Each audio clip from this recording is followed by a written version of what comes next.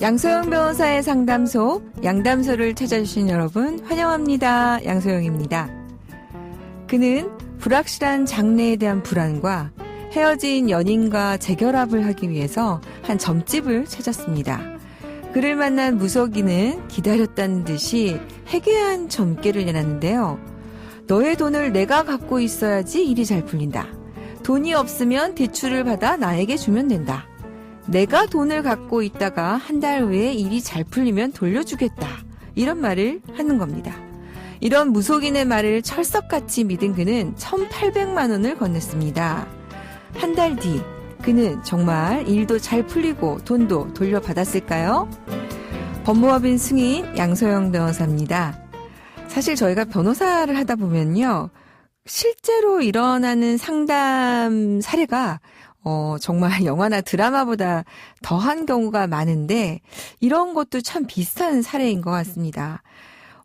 얘기를 들으시면서 그렇죠. 아유, 무속인이 이런 얘기를 했다고 정말 이렇게 준 사람이 있을까라고 생각하실 것 같은데 당시 실제로 있었던 사례고요. 무속인은 3억 이상 빚을 지면서 일명 돌려막기식으로 이렇게 채무를 갚고 있던 상태였다고 합니다. 그래서 점을 보러 온 사람들에게 거짓 점괘를 내놓고 너는 로또 1등에 당첨이 될 것이다. 등 뒤에 로또 번호가 보인다. 그러기 위해서는 통장 잔고를 0으로 만들어야 된다. 이렇게 속이고 6차례에 걸쳐서 6,813만 원도 송금을 받았다고 합니다. 이렇게 사기 행각이 결국 지속이 되다가 나중에 이제 형사처벌을 받게 된 건데요.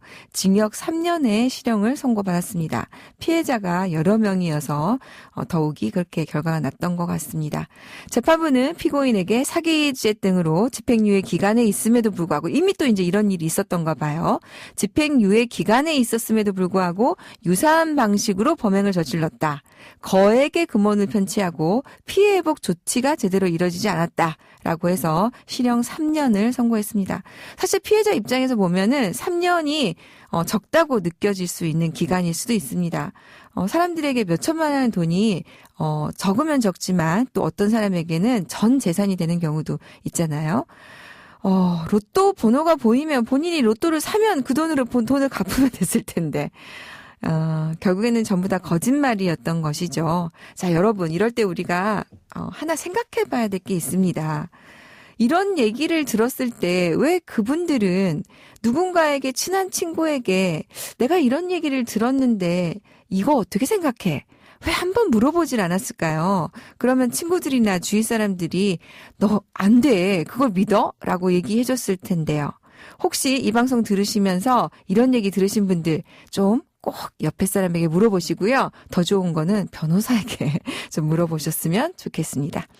양담소에서 함께 나눠볼 법률 궁금증이 있으시다면 YTN 라디오 양소영 변호사의 상담소 홈페이지에 남겨주시면 됩니다.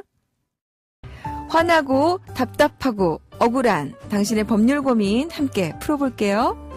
오늘은 이서영 변호사님 함께합니다. 변호사님 안녕하세요. 네, 안녕하세요. 네, 변호사님 첫 출연이신데요. 청취자분들에게 소개 좀 부탁드릴게요. 네, 안녕하세요. 저는 수원에서 법률사무소를 운영하고 있는 이서영 변호사라고 합니다. 변호사님 전담은 어느 쪽을 많이 하십니까? 네, 저는 주로 개인 회생, 개인 파산 사건을 담당하고 있습니다. 네, 그래서 오늘 좀 모셨습니다. 요새 이제 많은 분들이 이거 굉장히 궁금하시더라고요. 회생, 파산, 이거 같은 건지 다른 건지 개념 정리부터 좀 필요할 것 같습니다. 네, 어떤 개인이 보증금이나 이런 재산이 있으신 분이 있고 또 금융기관에 채무가 있으신 분이 있잖아요. 근데 그 재산이랑 채무 중에서 채무가 더 많은 상태를 우리는 사실상 파산 상태라고 하는데요. 네. 개인 회생이나 개인 파산이나 사실상 파산 상태라는 점에서는 동일한데 소득이 있으신 분들은 이제 개인 회생 쪽으로 보통 진행을 하시고 소득이 없거나 매우 부족하신 분들은 개인 파산 쪽으로 신청을 하게 됩니다. 네. 그게 이제 좀 차이가 있군요. 현재 이제 경제활동할 가능성 여부. 네. 자, 오늘 준비된 사연 들어보고 또 자세한 얘기 나눠보도록 하겠습니다. 저는 30대 미혼입니다. 지난해 다니던 직장을 그만두면서 조그마한 가게를 얻게 됐습니다. 내 가게, 내 음식을 파는 꿈을 갖고 있었거든요. 이곳저곳 발품을 팔아서 알아본 끝에 적당한 자리를 찾게 되었고요.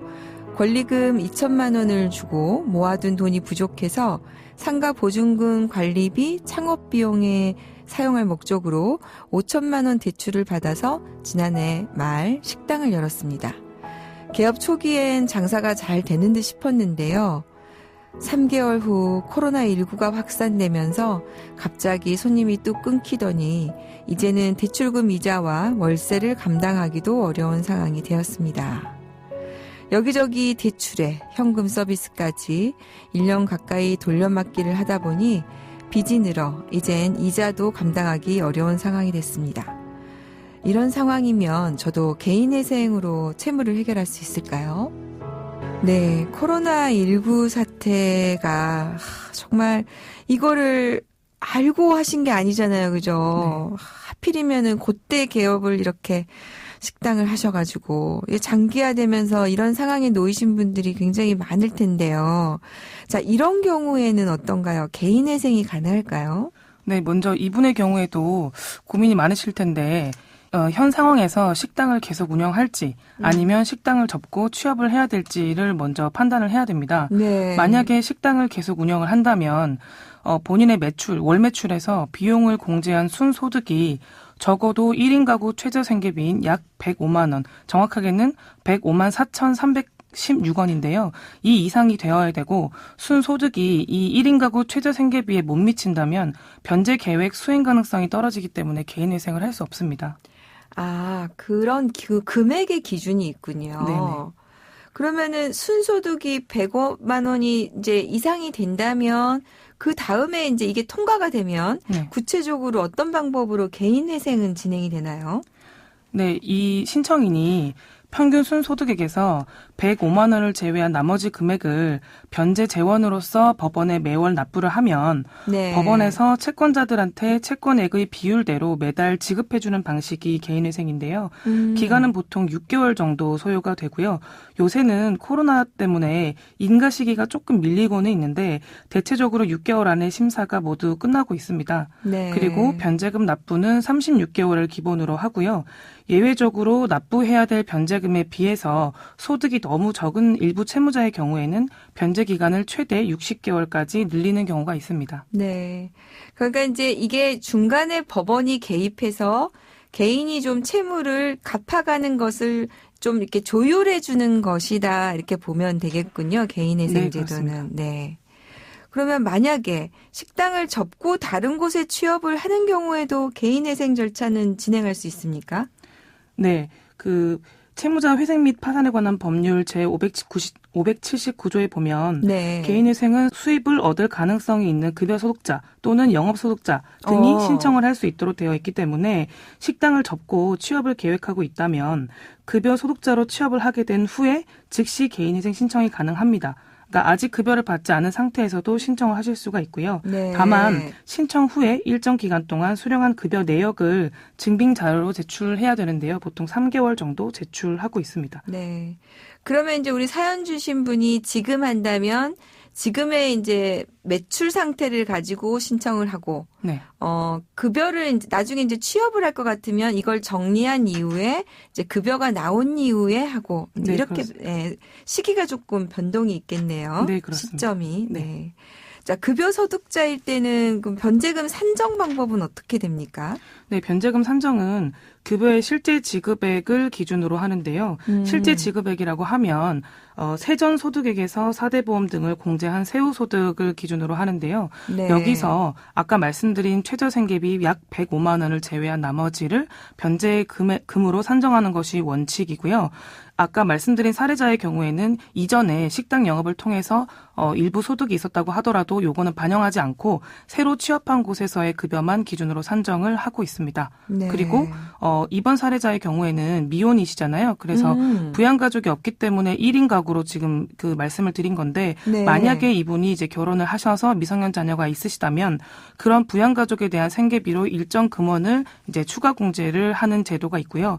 그리고 미성년 자녀가 아니더라도 연로하신 부모님을 또 모시고 사는 채무자들도 있잖아요. 그럼 그런 네. 분들은 부모님의 소득이나 연령, 재산, 그리고 건강, 그리고 동거 유무를 포함해서 생계비 산정에 고려하고 있습니다. 네. 그러니까 그런 것들을 다 빼고 나머지 금액을 가지고 갚아 나가도록 한다 이런 말씀이신 거죠? 네, 그렇습니다. 네. 그럼 자기의 이제 채무에서 어느 정도를 개인회생으로 변제를 하게 됩니까? 네, 먼저 개인회생에서는 변제금 산정을 하는 두 가지 대원칙이 있는데요. 네. 첫 번째는 청산가치 보장의 원칙이라는 게 그게 뭔가요? 있습니다. 네. 네. 개인회생 절차에서 채무자는 최소한 파산을 할 때 채권자들이 배당받을 수 있는 가치보다 많은 액수를 변제를 해야 되는데요.